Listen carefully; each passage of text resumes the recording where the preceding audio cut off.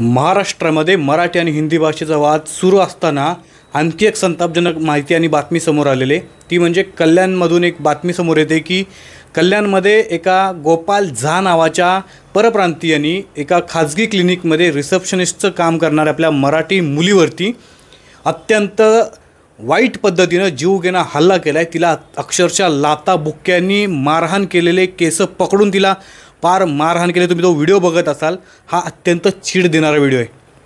त्या गोपाल झाच्या विरोधामध्ये कल्याणमध्ये गुन्हा दाखल झालेला आहे, परंतु अजूनपर्यंत जोपर्यंत आपण हा व्हिडिओ बनवत नाही तोपर्यंत आरोपीला अटक केलेली नाही आहे।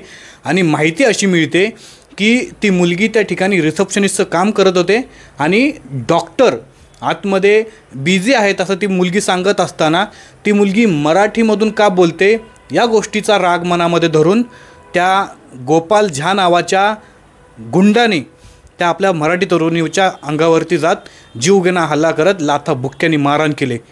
ही अशी वृत्ती कोणामुळं माजले, यांना कोण पाठीशी घालते आणि या सगळ्या घटनेला जबाबदार कोण आहे? तुम्हाला काय वाटतं? कमेंट करून तुम्ही नक्की सांगा।